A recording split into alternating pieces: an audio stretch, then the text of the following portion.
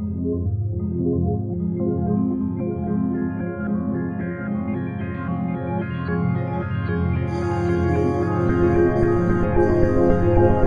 is Red Ice Radio, a beacon of sanity from Northern Europe. RedIceCreations.com. Welcome back, my friends, our dear listeners who follow this program as we march on in the quest to find answers to the most important questions that we have about life, reality, and the mysteries. Henrik is my name, and Red Ice Radio is available worldwide over the internet. RedIceCreations.com. That's the website. And we do get hits from almost all countries from around the globe right now. The stats recently, when I looked, said that we had hits from 219 countries. But then again, it's just 192 or so recognized countries as far as I know. So I guess if that doesn't include some of the microstates and islands that aren't supposed to exist out there who are tuning in, then we must have some of those off-world colonies, underground dwellers, or interdimensional web surfers joining us now and then too. Well, wherever you're from, we say thank you for tuning in today and for showing an interest in these topics. We have a riveting program for you today with Jay Weidner. He's an author, filmmaker, and Hermetic scholar, considered to be a modern-day Indiana Jones for his ongoing worldwide quest to find clues to mankind's spiritual destiny. He returns to Red Ice Radio to talk about his film Kubrick's Odyssey. Jay presents compelling evidence of how Stanley Kubrick directed the Apollo moon landings. He reveals that the film 2001, A Space Odyssey, was not only a retelling of Arthur C. Clarke and Kubrick's novel, but also a research and development project that assisted Kubrick in the creation of the Apollo moon footage. Welcome back to Red Ice Radio, Jay. It's great to talk with you once again. How are you? How have you been? It's been a year since we last talked, Jay. Yeah, I'm doing good. It's really a pleasure to be here, and a lot going on in the world and with me. So I don't even know where to begin. I know there's so much going on. I think we should begin talking about Kubrick's Odyssey. We did that briefly last time we had you with us, but obviously the second volume has come out, and I think we definitely should touch upon this because this is just a remarkable set of DVDs that you put together. I rewatched them again just before the show here we're recording right now, and they're excellent. Is there any way you can you give us a little outline, encapsulate what they are about for newcomers, for those who haven't heard about this, Jay? Yeah, basically. Stanley Kubrick, I discovered a buried symbolic language and subliminal images and various other cinematic devices into his films to try to tell a kind of a secret story. And that secret story is concerned with a lot of things that the people that listen to Red Ice would be concerned with. It's not only is he telling us about that the world is ruled by a group of secret elitists who don't have our interests in mind, but he's also telling us that he was involved with faking the moon landings in a major way, and that he used the opportunity given to him by faking the Apollo moon landings to create a film, i.e. 2001: A Space Odyssey, that would, in a way, be a magical working that would alter the mindscape of the people, especially the younger people, who have more malleable minds, I guess, who are watching it. Yep. And so he transmuted and transformed the baby boomer generation with the film, and I'm a member of that generation. I can tell you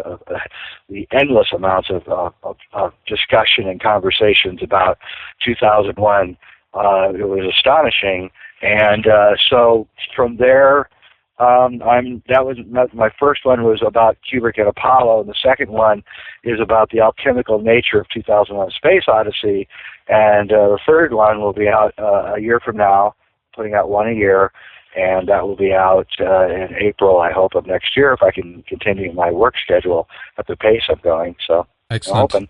Yep, absolutely. The first part one is kind of it goes into some of the mechanics, if you will, or some of the techniques used. I definitely want to discuss some of this.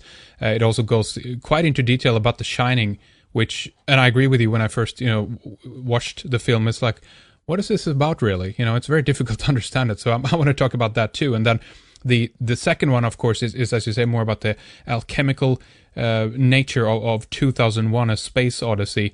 What is the third one going to focus on, Jay?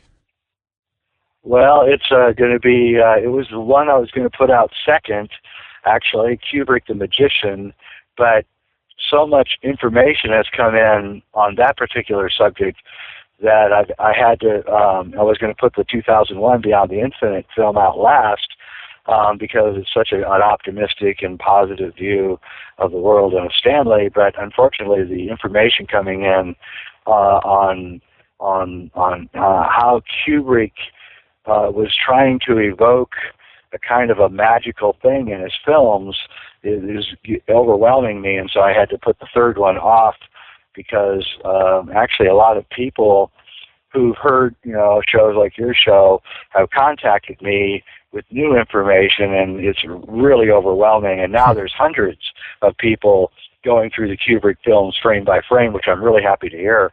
And most of them are emailing me, and so we're uncovering really quite an astonishing array of different techniques and content, which he has buried into his films. The thing you have to understand is that he was bored with filmmaking.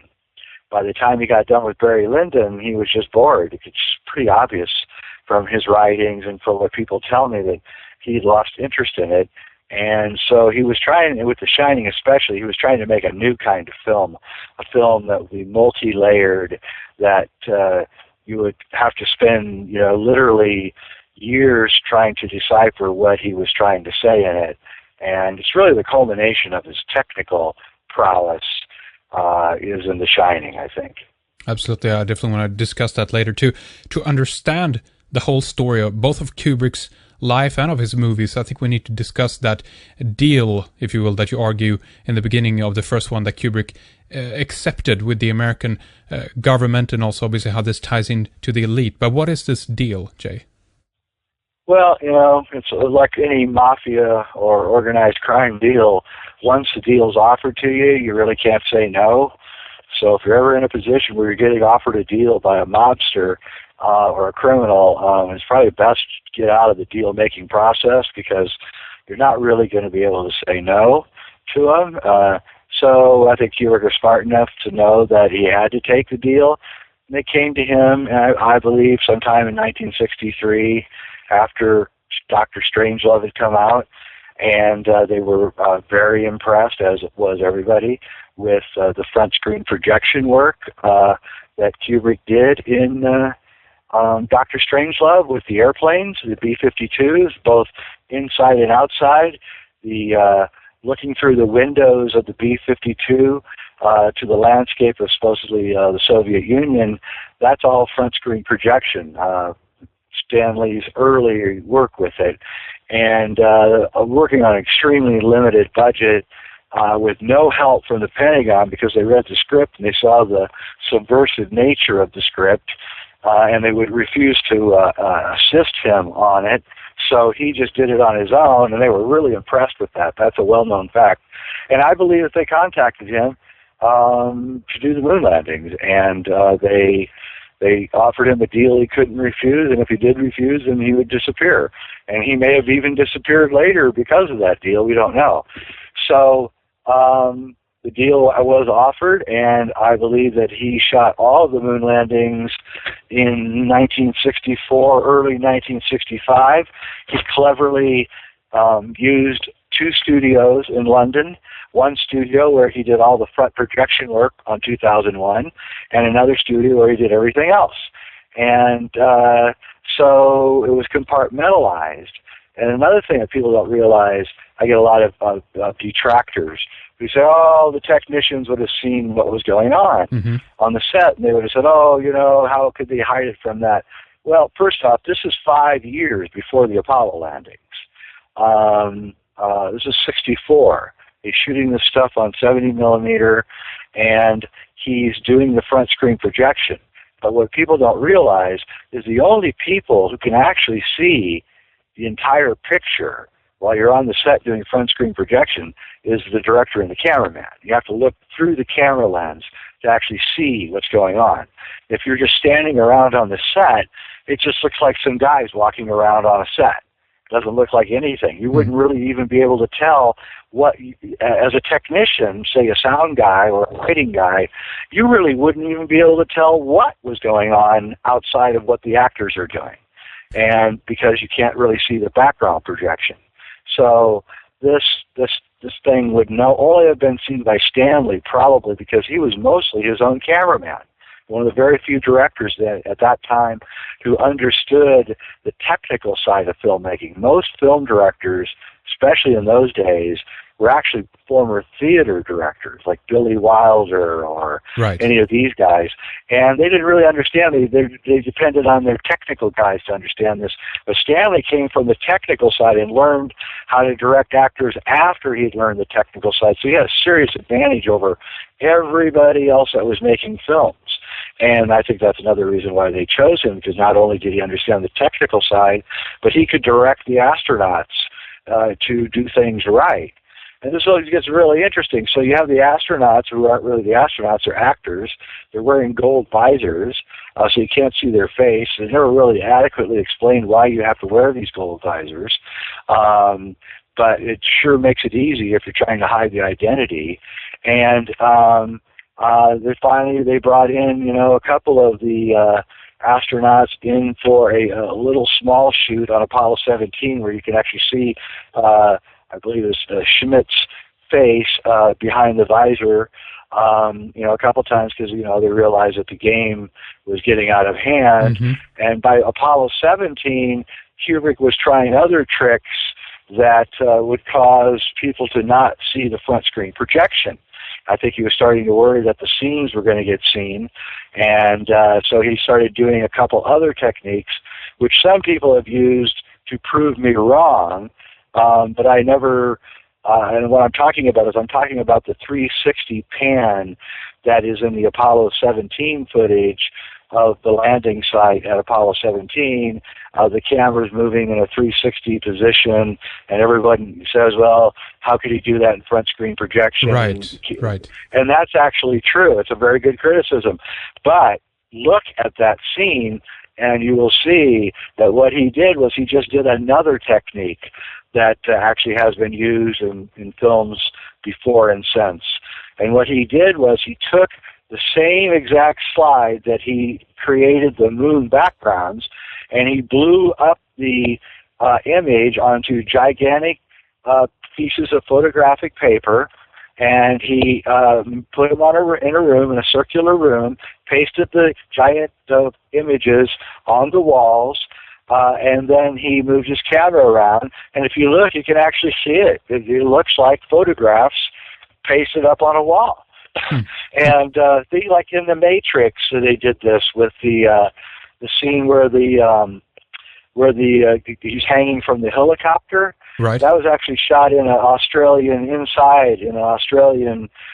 studio in Sydney, and what they did was they took pictures of Sydney and gigantic photographs and put them on the wall, and then they flew the actor in front of the giant photographs. It looks like he's flying above Sydney, Australia, and it looks perfect. And so, he didn't just do front screen projection. He did a couple of other things. The other criticism that I get from people is that they move the camera around slightly in the Apollo footage, and that you can't move the camera around in front screen projection until the Superman movie came out in 1980, when they so-called discovered a technique to move the front screen projection in sync with the camera. Well, I hate to tell you guys this, but Kubrick's moving the camera in 2001: A Space Odyssey in the front projection scenes. So my thinking is that Kubrick perfected this technique that earlier than we think. In other words, it wasn't perfected in the Superman movie in 1980. It was perfected actually 12 years earlier by Kubrick, who possibly kept it secret and maybe even released the information to whoever made the Superman movie. So, yeah, and so he is moving the camera in 2001. He's not moving it a lot, but he's moving it, and that's supposed to be impossible, yet he's doing it. And so I think Kubrick, you just have to realize that you're dealing with a guy with a very, very, very serious IQ, and he's working problems out that, most people in cinema haven't even begun to consider yet. Absolutely. I mean, he has scenes where the whole set is spinning with the camera. This is how he makes those scenes when they're seemingly walking around in zero gravity around this circular, shape object. So this means, obviously, even if you have to have a two-way mirror, as you do in front screen projection at an angle of 45 degrees, and then, at 90 degrees, you need to have the camera or the projector from the camera. This could you could literally have this going on at the same time. This whole set of these parameters moving, basically. Exactly, and then let's just talk about another thing, which I'm not a moon hoaxer. I got into this because I'm a cinephile, and I really love movies, and I love the technical aspects of films, and I got in because I saw something wrong cinematically, and so that got me into this. But as I got into the whole moon hoax, because of the criticism I'm getting, I actually had to start reading some of these moon hoax books, and a lot of it is kind of not very good research, but some of it is excellent research. But, one of the things that has to be said is this whole idea that when you're in quarter G, supposedly 40% G of our Earth on the moon, that you would be walking around in slow motion. Mm-hmm. That's a complete fallacy, because you would have less resistance, not more resistance, in a lower gravity situation. You wouldn't be walking around in slow motion. You'd be bouncing around in a hyper motion. And so what happened is that Kubrick on the set realized that he of course knew this.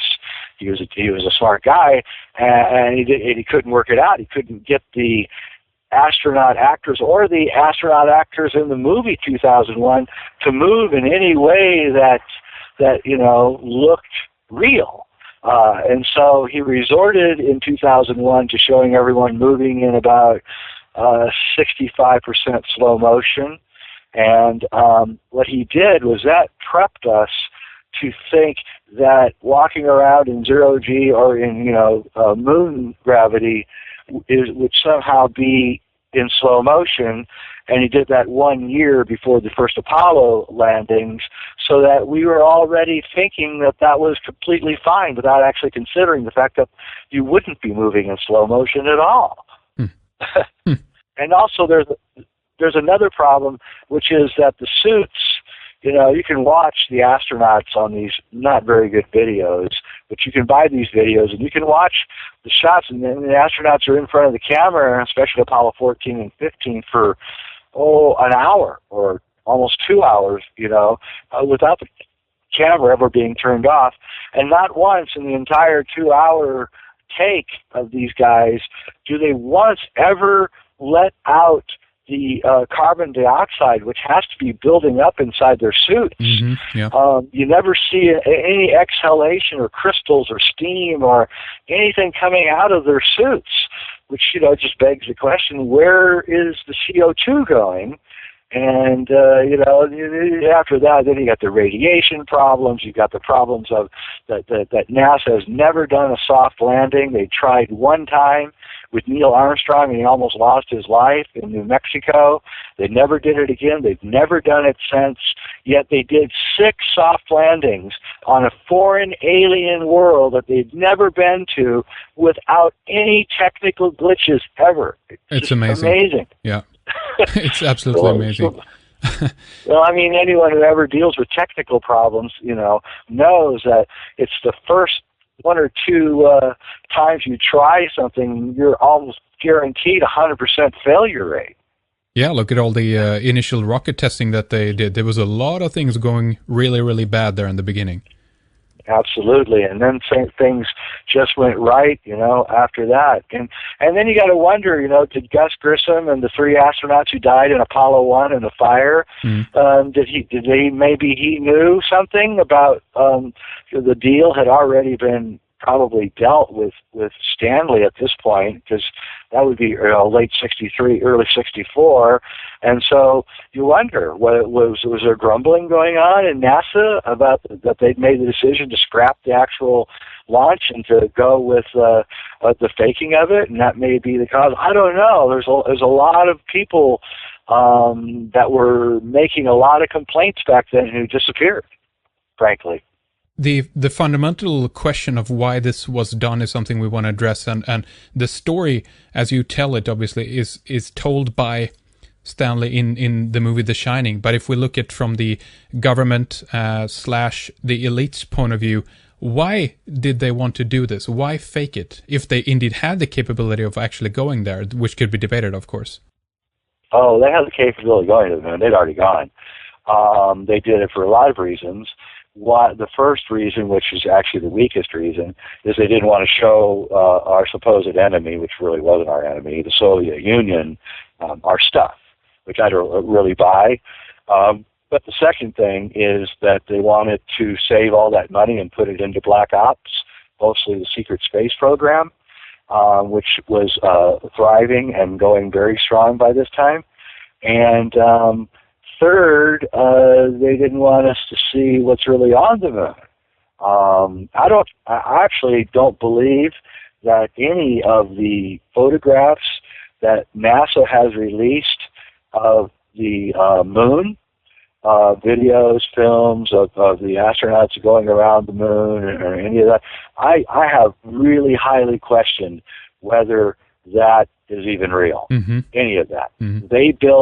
NASA built a huge lunar model that was just a rough estimate, 50 feet in diameter. And they have it. You can get it on YouTube and see it. And there's actually a 70 millimeter Panasonic camera on a jib photographing the moon as it spins on its axis. And then they just mysteriously, after they built this thing, meticulously built it with using Mount Palomar photographs of the moon, and then right after the Apollo missions, they tore the whole thing apart. Instead of donating it to a museum or something, they just tore the whole thing apart. So I'm not even sure that we can use any of the Apollo exterior footage, shots, photographs, imagery at all. So I resort to either Soviet imagery or lunar orbiter imagery, which was an unmanned mission that was done in '67 to do 2 unmanned missions, actually.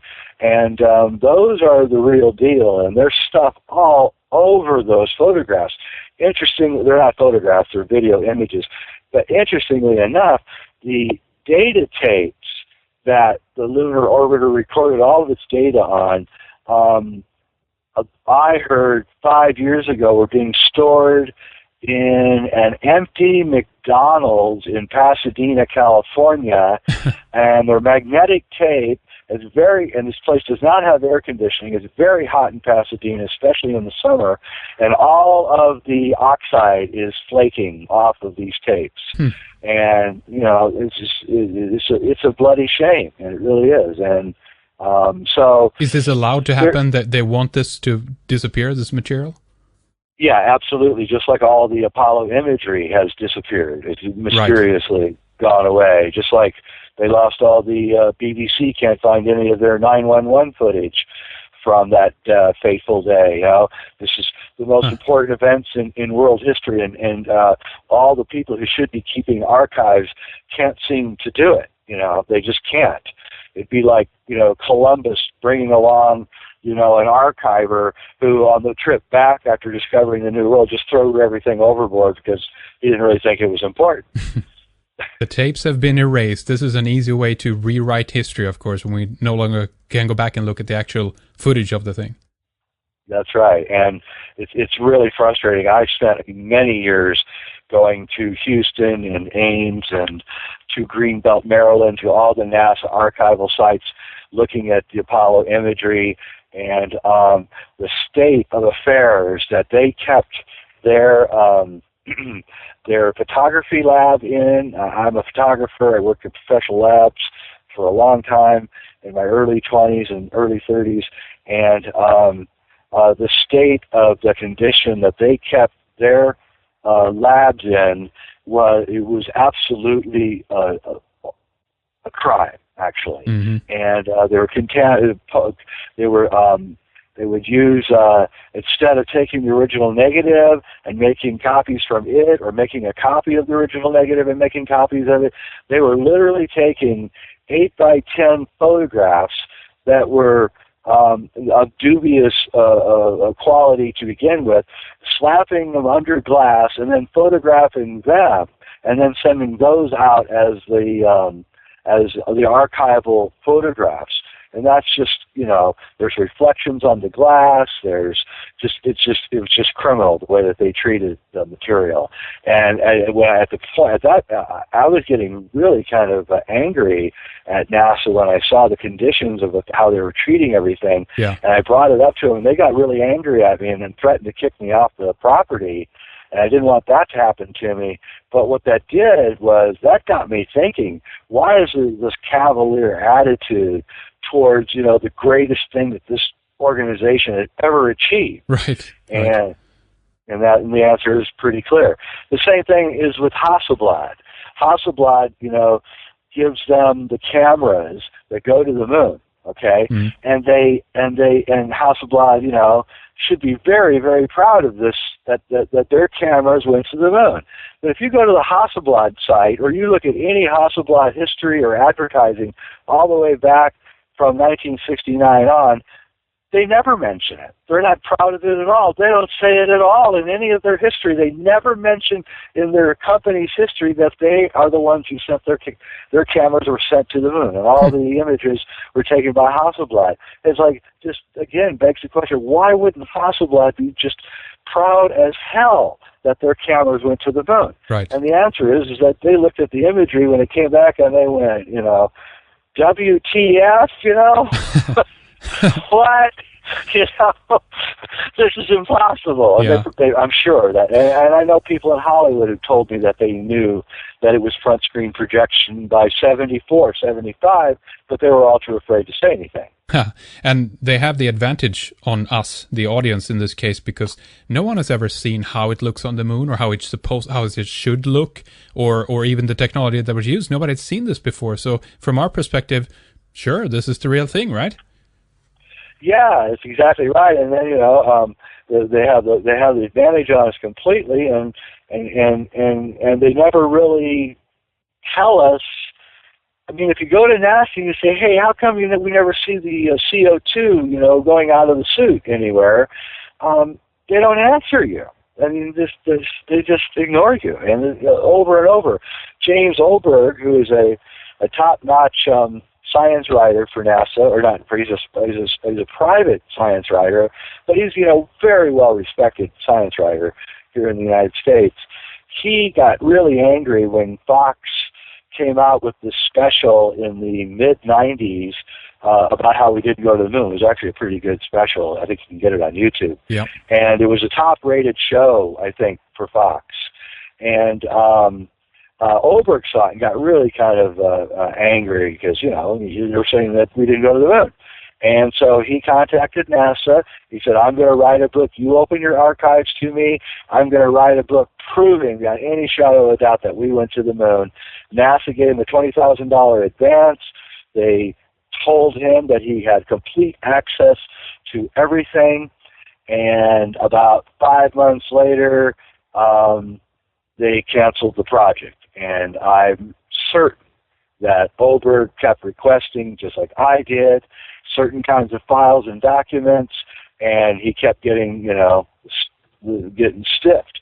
And he just, and out of frustration, he just kind of said, forget it. And so he did not get to do it. Also, interestingly, Ron Howard was had decided to make a film about the Apollo landings, and he sent his screenwriter into NASA. They said they would cooperate with the entire production, and I believe the screenwriter also met this same kind of resistance.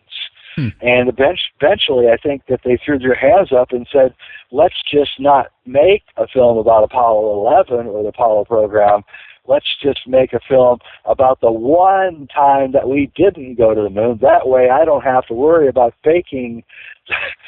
Think about the dilemma 13, that, Apollo 13. yes, Yeah. the dilemma that you would be facing, having to use the Apollo footage as your template for a movie about the Apollo landings, and then when you make it, it just looks completely fake. And if you watch Apollo 13 and you see there's a dream sequence in which Tom Hanks has a dream that he's on the moon, that he's walking on the moon, it's the only time in the movie that it looks completely fake. So this is, exactly, think about this. Why not promote the incredible success of this and use this, the propaganda arm of both the NASA, America, and the military, that this is the greatest achievements. Let's put it out there. No, instead they focus on the failure. Pretty interesting. Yeah, and in fact, they've never really made a movie about it. They did a TV series against Tom Hanks, did a TV series, which is probably one of the most boring TV series ever. And again, they stay as far away from being on the surface of the moon in this series as they can. They concentrate on the astronauts' love affairs, their alcohol problems. It's like, wait, who cares? Show us the moon. Yeah, exactly. So, yeah, go ahead, Jay. No, go ahead. Well, I wanted to ask you a little bit about the question of secrecy. If 2001, Space Odyssey and Apollo 11 then was shot approximately at the same time, was it the same crew? Any difficulty keeping this quiet, or can we compare it to the success story of the Manhattan Project in terms of secrecy, Jay? Well, first off, you're not going to need that many people. You're only going to need, I think at a bare minimum, you could actually do this with, besides yourself, 4 technicians and then the actors who are playing the astronauts. And that's only 2. So we're only talking 6 people.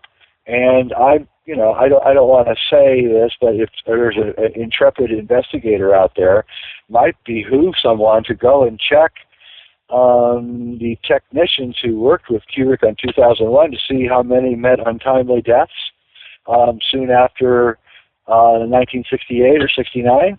Or no, actually it could be 65 or 66 even on. It would be very interesting. It's really interesting. Robert Adams, I think that's his name, who was the production designer on 2001, wrote a book about his life and everything, and he has a part in the book addressing 2001, and he says that I showed up on the set, I showed up for my first meeting with Stanley, and he pulled out all the drawings for how everything in the movie should look, and I said, well, what do you need me for? You already did it. And so that begs the question again, who did it? Who designed all these things before they brought in the production designer? Yeah. And the answer is NASA designed them. And in the credits, there's a lot of companies of 2001 that was also involved. Well, there is some parallels, right? Well, they aren't in there anymore, interestingly. No, I have a list of the original credits in 2001, and all the major aerospace, Rocketdyne, all the major aerospace companies that were involved in the Apollo launches are given huge amounts of credit in the movie, and then those credits were removed. And now you won't see that anymore. Mm-hmm. And that's curious even on itself. The question then becomes, for what reason are these companies helping Stanley? How much did he pay them to do this? Why is NASA sending Fred Ordway, their top advisor, when he should be working full-time on the Apollo missions? Why is he spending most of his time in London with Stanley instead of in Houston? And this just goes on and on. Carl Sagan, Arthur C. Clarke, all the intelligentsia of the elite are hanging out with Stanley in London during this entire time. NASA people are coming in all the time. And I think we can see what's going on here. And think about it, it's even better if you think about it that they did it in London, as far away from the United States as you could get. It just really makes it easier to do. Frederick Ordway, what's his name again? He was in there, Ordway, right? Frederick Ordway. Yes. Yeah, he's a top advisor to both the Apollo program and to 2001: Space Odyssey, and he's one of the best friends of Arthur C. Clarke, and he worked with Werner von Braun and Hermann Oberth and all of these top guys, and there's so many connections between 2001 and the Apollo landings that in itself could be an entire book or investigation. Absolutely. So while NASA, the government, and the brotherhood behind all this try to, in a way, erase the evidence and downplay it, and not encourage even conversation around this, Kubrick, in your view, actually chose to tell the whole story in The Shining. This is absolutely fascinating. Tell us about this, Jay. Yeah, so Kubrick really wanted to tell the story, and he was also bored with filmmaking.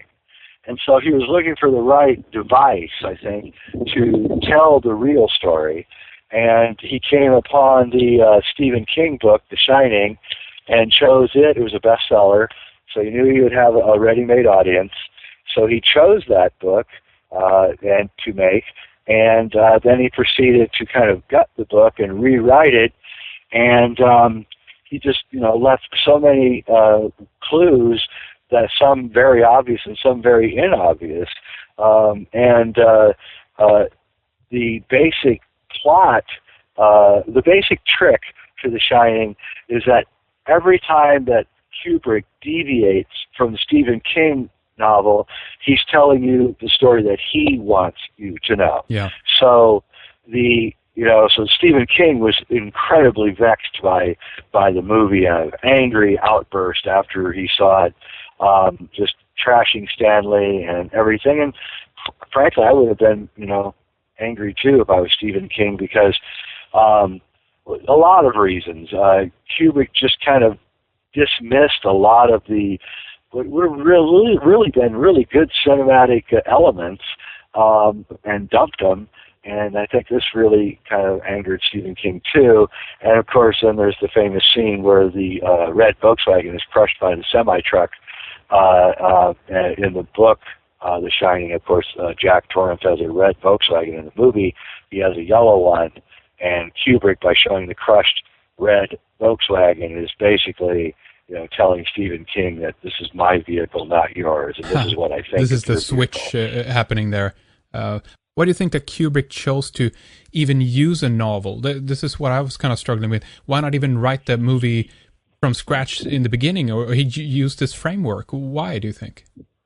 To hide, better disguise what he was doing, because he was faking the making of a Stephen King novel to show you that he faked the Apollo moon landings. And he's constantly doing that. I call them Kubrick's ironies. So you have a Clockwork Orange, which is a movie about a guy, a psychopathic killer, actually, who gets mind controlled by sitting in a movie theater and being given a drug that makes him sick, and then showing him images of sex and violence, so that at any time that he comes up against sex and violence for the rest of his life, he gets ill. And Kubrick's pulling a delicious irony on you, because he's doing that to you while you're watching it. You're sitting in the theater, and he's mind controlling you through the images you're watching on the screen to actually like a psychopathic killer whom you shouldn't like at all. But he gets you to like Alex, and you begin to cheer on Alex and to support Alex in all of his macabre endeavors through the film.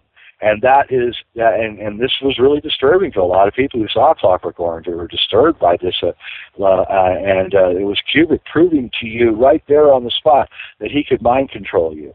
And and he's doing the same thing in The Shining.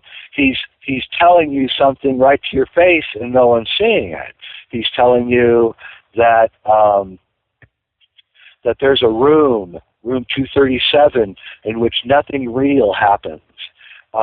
Yet everything that goes on in this room, where nothing real happens, has profound effects on everything. Just like the Apollo lunar stage, and nothing is real, yet it's having a profound effect on history and on everything. He's telling you that he's trying to hide what he's really doing from his wife. And I think this was a really big dilemma. He was very close with his wife, and she helped him on productions. I painted the paintings in Clockwork Orange and did a lot of other things for him. And suddenly he had to hide from his loving wife what he was doing during this, because he was afraid if she found out that she would get killed. And she found out, and it's really the story of that. Again, when he deviates. So the deviation in the movie is the scene where Shelley Duvall, Jack Nicholson's wife, finds the book in which he's just writing the same sentence over and over: all work and no play makes Jack a dull boy. And it's really actually a very frightening scene. It's not in the book, and this is the story of Christiana Kubrick, I believe, accidentally stumbling in on the set of the moon landing and realizing that he's doing this, and then and her saying, "You've got to quit. You can't do this."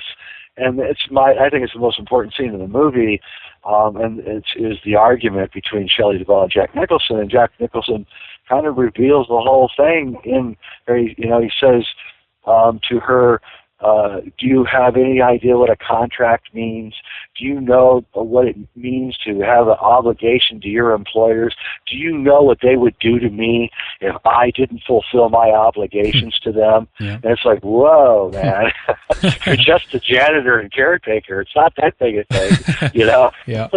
But it is. Because the endeavor he's taken on here is quite the task, and even the way. I mean, the analysis you make is fascinating, very, very interesting, and it's an excellent case that you for this. Of course, the hotel, the Overlook Hotel, is America. That's what you're saying. Yeah, it's America. And Stuart Ullman, who's the manager of the hotel, has a wig which makes him look like John F. Kennedy, which makes me think that he may have been in discussions with Kennedy early on, soon after Dr. Strangelove was finished and before Kennedy was killed. And so I'm not sure about that, but I think that might be so.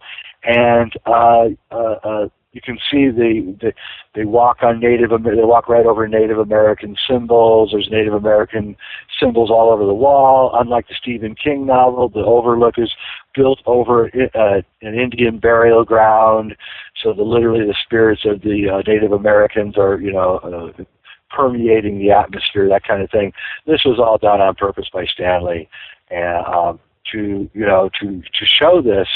And I'm actually not the first one to pick this up. There's many other people who have, I think, outlandish interpretations of The Shining, who also seen that it looks like the Overlook is America. Yeah. But there's other interesting things. There's fascinating research on a hotel that was in Laurel Canyon in Los Angeles. That burned down, I believe, in the 80s, and it's a dead ringer for the Overlook Hotel in The Shining. And this hotel is very interesting because it was a CIA front in which they basically created the 60s out of this hotel. They created the rock music that came out of Los Angeles.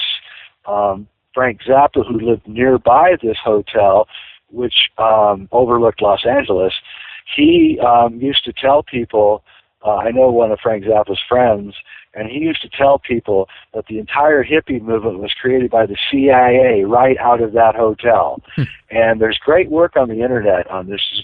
Google Laurel Canyon, Overlook Hotel, 1960s, and you'll see that groups like the Mamas and the Papas and the Byrds and all of these LA-based bands were created out of this hotel. And Kubrick lived in L.A. and when he was making Spartacus and The Killing, and he lived there for a while, and he knew about this place. And he was once asked by a reporter why he moved from L.A., why he didn't live in L.A., and Stanley said, L.A. has a malignancy floating above it. Yeah, I don't deny that. Yeah, so Kubrick went there, he saw it, and he hated it, and he moved to London, for various reasons. Right. The one of the most obvious giveaways is the scene when Danny, the little boy, is sitting on the interesting patterned carpet, and he stands up with that sweater with the Apollo 11. Tell us about that briefly. Yeah, it's really the culminant scene, I think, the ultimate scene in the movie.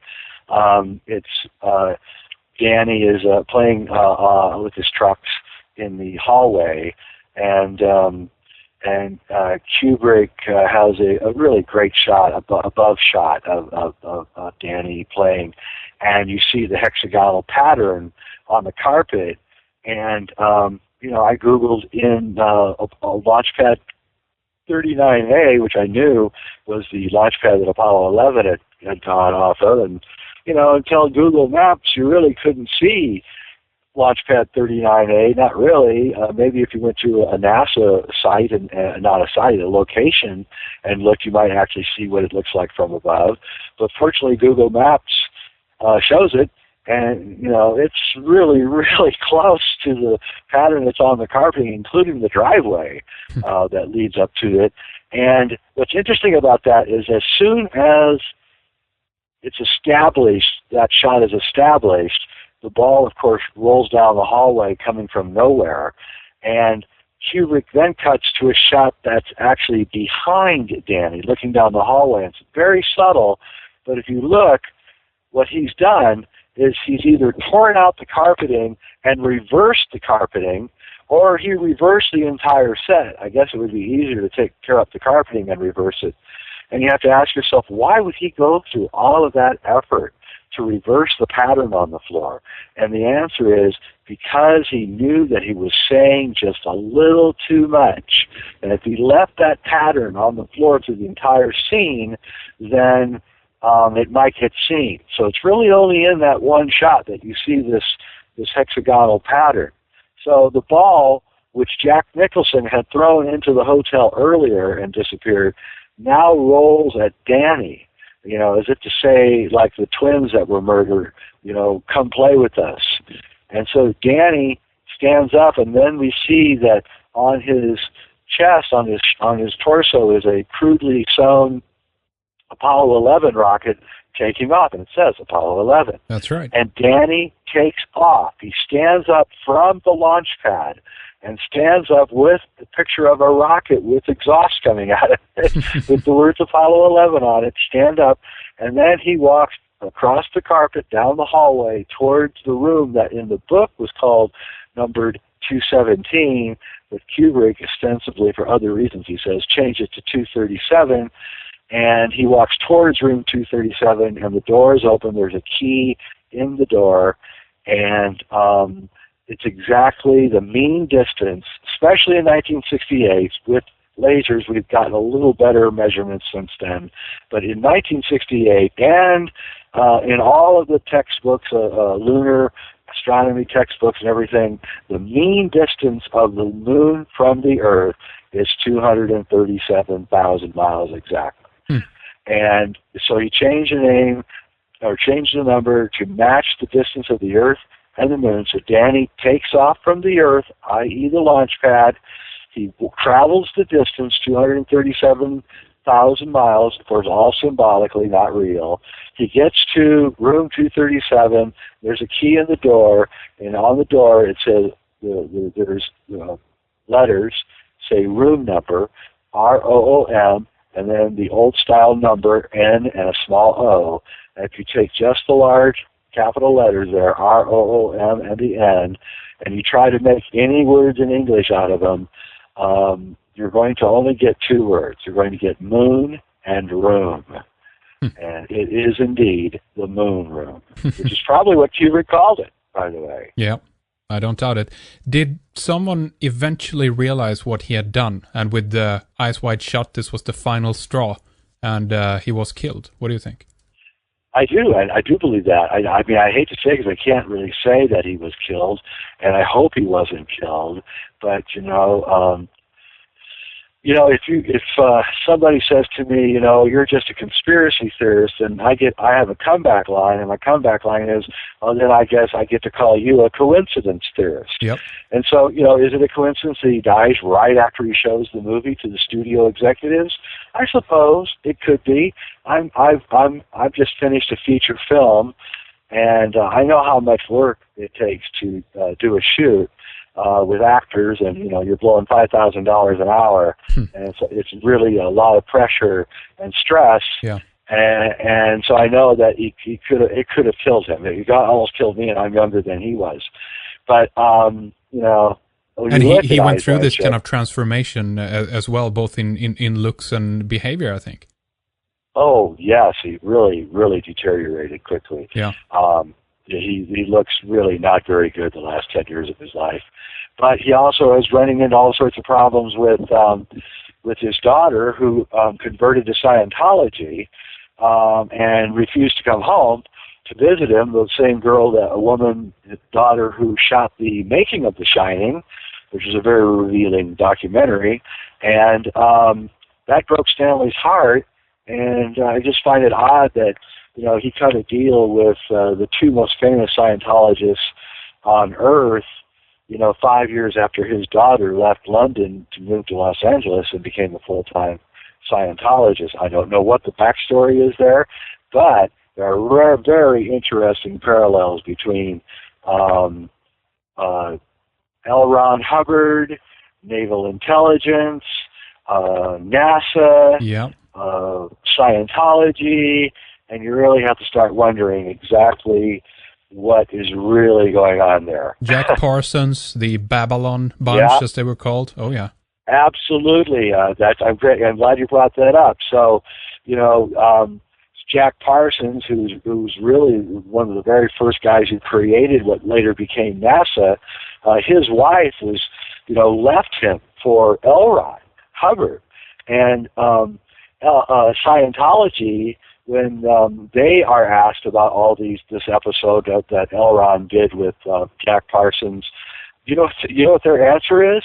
They actually say that L. Ron Hubbard infiltrated the coven in Pasadena where Jack Parsons died for naval intelligence. That's the cover story, they say. Huh. So they're actually admitting that he was infiltrating it for naval intelligence. And we know that the Navy is the military behind NASA. That's the supervising military organization. NASA is, in essence, a naval operation.